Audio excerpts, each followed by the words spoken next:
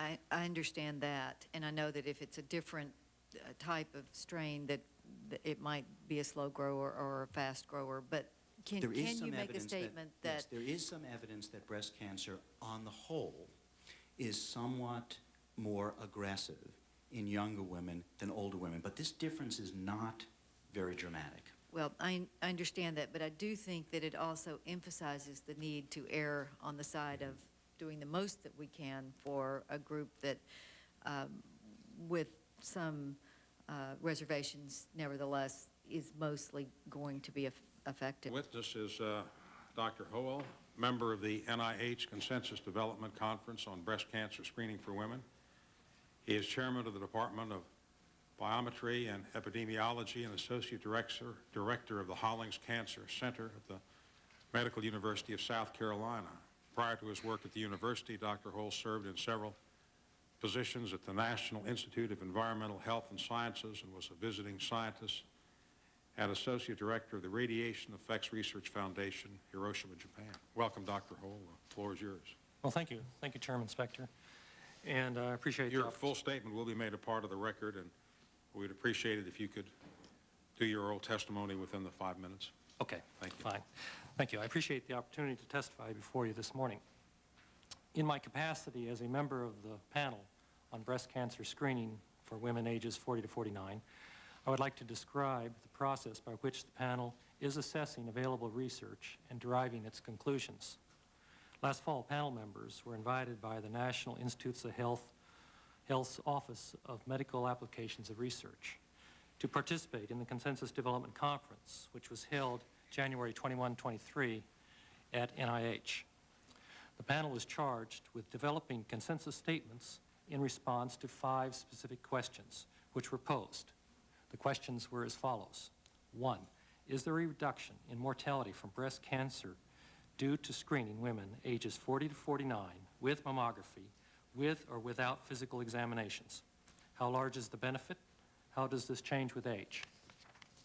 2, what are the risks of screening women ages 40 to 49 associated with mammography and with physical examination? How large are the risks? How do they change with age? 3, what are other benefits? If so, what are they? How do they change with age?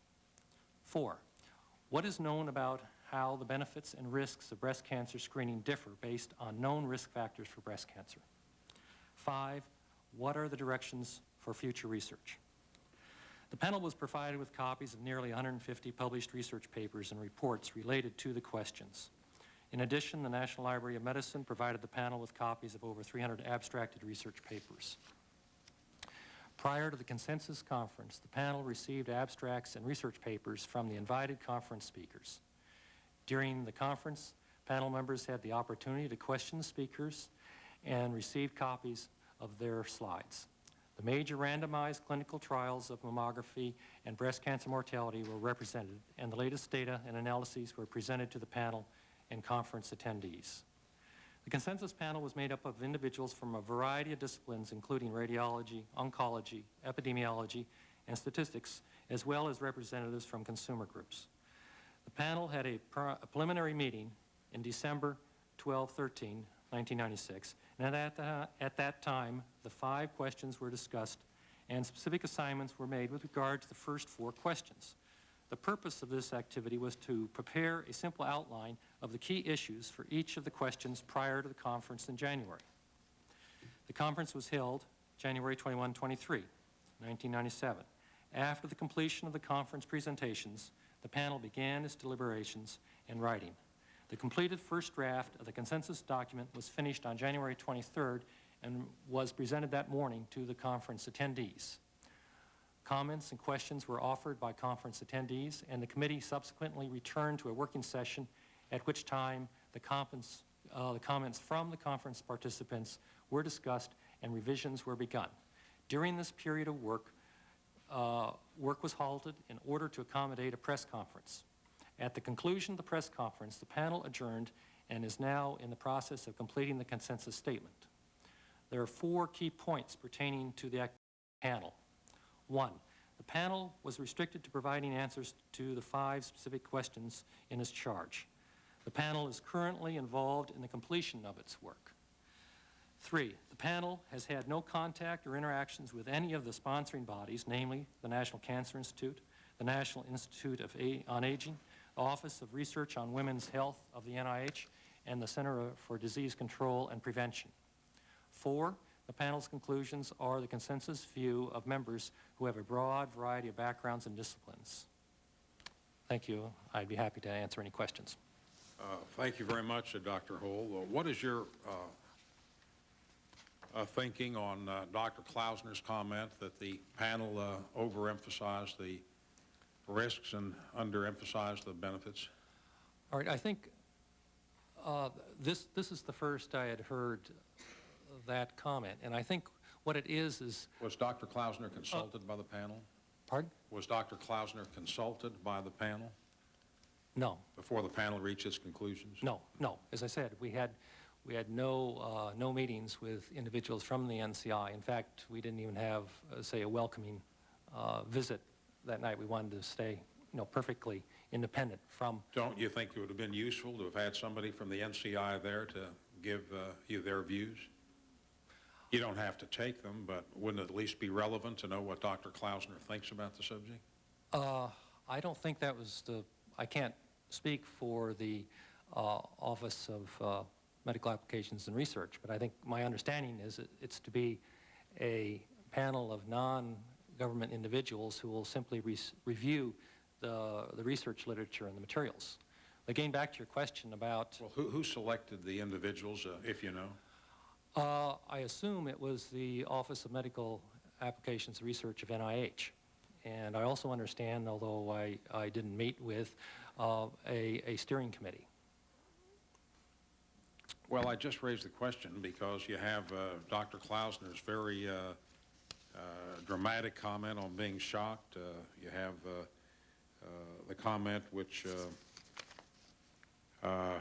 Dr. Daniel Coppens of Harvard Medical School said that the committee's report was, quote, fraudulent. You have that kind of a reaction. I would just wonder why Dr. Klausner wouldn't at least be consulted or talked to get some input.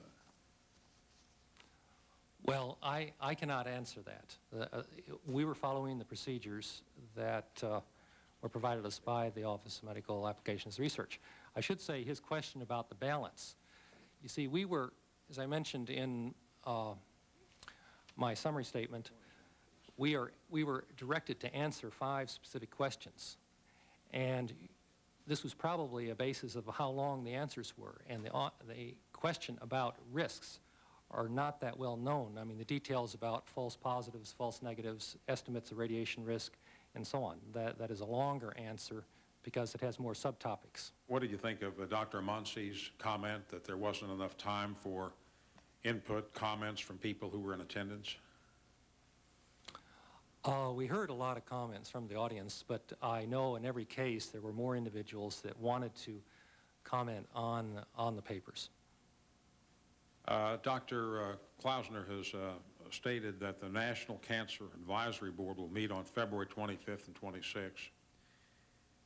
And the board and the National Cancer Institute will discuss the consensus conference and make their own evaluation of the benefits and risks of screening women 40 to 49.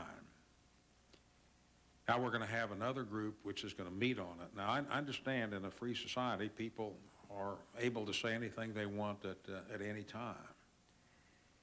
But I just posed the question about having a consensus report which has a banner of the National Institute of Health on it. A little hard to find out exactly how it was constituted, although obviously we can do that. And the prospect of having a different conclusion, Dr. Klausner's already expressed himself, benefits understated, risks overstated, shocked.